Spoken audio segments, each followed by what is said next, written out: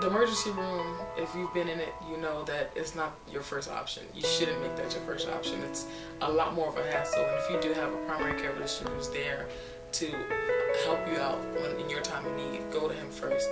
Anything else that's not related to sickle cell, I can give that to one doctor and let him handle that. He doesn't have to worry about anything dealing with hematology, anything having to do with my sickle cell. He can just focus on my everyday pains, my everyday aches, everyday problems. There are primary care physicians out there that know how to treat sickle cell patients, and there's some who may not know how to, but who might be willing to learn. And so you could ask them, would you be willing to take me on as a patient and work closely with my hematologist to learn how to properly care for me?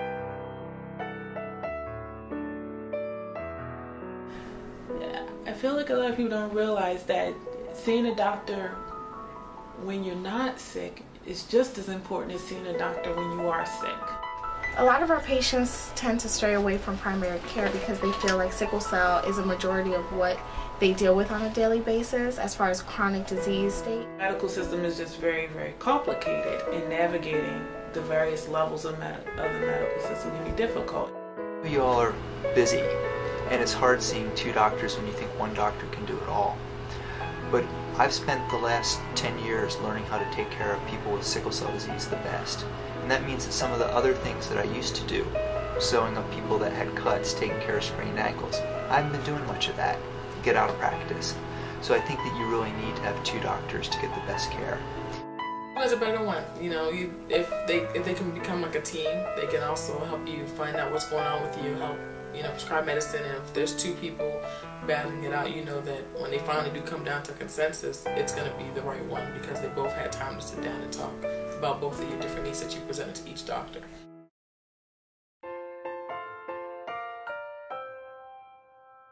Your hematologist really is to take care of your sickle cell disease, the problems you have from your sickle cell disease.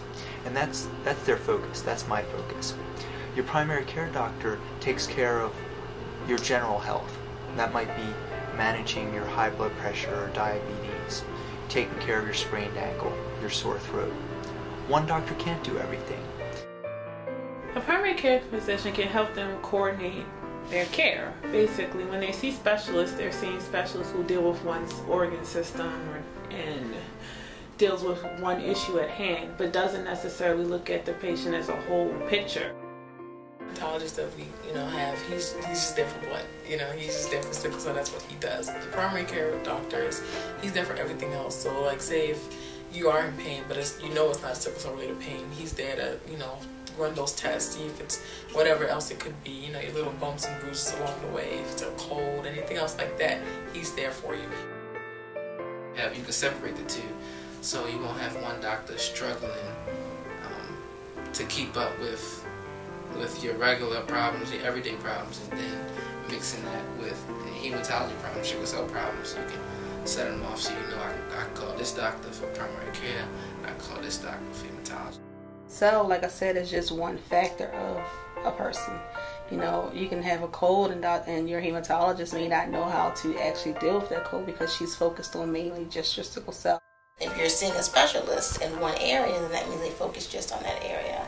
So if I'm seeing a hematologist and I'm having problems with my vision, then the hematologist really can't help me with that.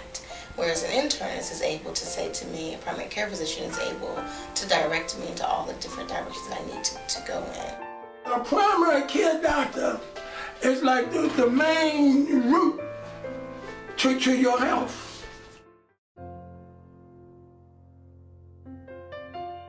You got to build a relationship yourself. It's not going to happen off the back. But as far as she gets to know you, you get to know her, then you feel more open and you're able to do more or say more to your doctor. So it's both. It takes both of you to build that relationship. The first one, he didn't know anything about sickle cell, which was kind of hard to work with him. The second one, she just wasn't good. I mean, she didn't even know about other things regardless of sickle cell. They're the one that made it to us that he wasn't comfortable treating a person with sickle cell, so we left him alone. But I finally got one that worked for me. Yeah, we're knowledgeable in it. We not claiming to be hematologists, not claiming to be sickle cell experts, but do have an understanding of the basic understanding of the illness, and particularly flares and how to manage them.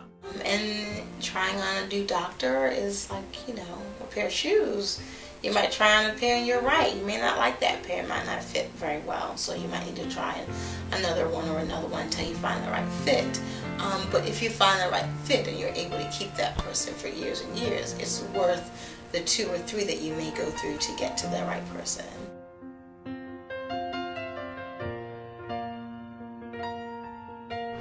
We now have a coordinator whose job is to help people find a primary care doctor. She'll try to find a doctor that's close to you, and we're working hard to train those doctors so they know how to take care of people with sickle cell disease with all the state-of-the-art knowledge that we have, and to work with us. So we offer the range from acute care to total preventive care, and we see patients from basically the entire lifespan, so from infancy to grave. The site itself offers acute care, so walk-ins. We can accommodate if you hurt your ankle, if you hurt your knee and you need to be seen, you can get an x-ray and have that treated, splinted, and we can get you to appropriate orthopedics evaluations if necessary, and you don't have to sit in the ER all day. Like I said, we do pediatrics, so we do all the screening things, we do hearing, we do vision, we take care of all acute care. We have extended hours or so for parents who need anything from, oh, here's an ear infection, to I need a physical. You can get it done after hours. We do wound care here. We do Coumadin checks here. Lab work is available. We have pharmacy here. We have patient services, who helps with the financial aspects of medical care, because we deal with people who are underserved and who don't have health insurance or may be underinsured. So they're helpful there. We have social work here. We have mental health.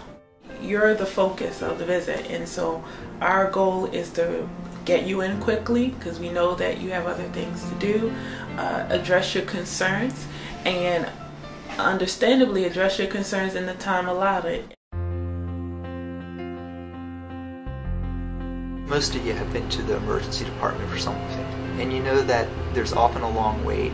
They prioritize people, so if you go into the emergency department with a rash, you might be at the bottom of the list, and if someone comes in and they're bleeding to death or they're having a heart attack, they jump to the front of the lines. And with your primary care doctor, most of the practices have open scheduling where you can get an appointment in the next day or 2.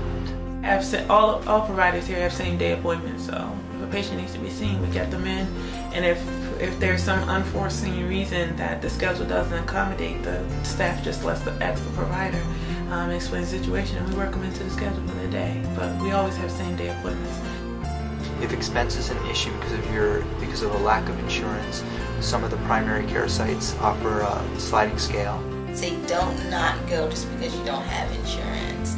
And what they may be able to direct you to, or what you may pay on a sliding fee scale, is probably a lot cheaper than if you don't have insurance and you go to the emergency room and you have to pay that fee.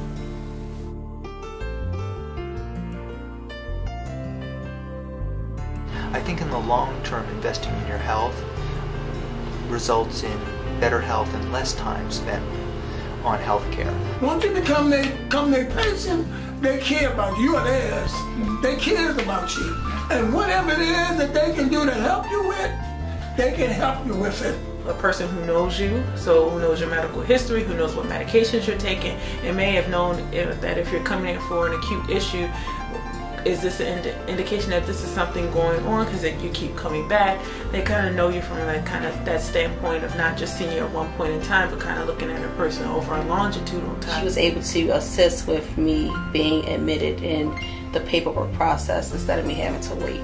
She even called me afterwards just to make sure that I was doing okay. So she does follow up phone calls, and other than me having to come in all the time, she'll call me every so often just to see, if everything's okay with me, if I needed anything. It's another head thinking about your problems.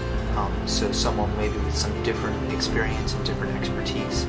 But if they're willing to listen and learn about sickle cell, then I say give them that chance. I just want to be clear that our intentions really just are to help and keep you as healthy, as long as possible. Keep a smile on your face, you'll live longer. And them doctors, them primary care doctors, they keep a smile on your face because they let you know that they care about you. And that's the best thing in the world, is to have somebody to care about you.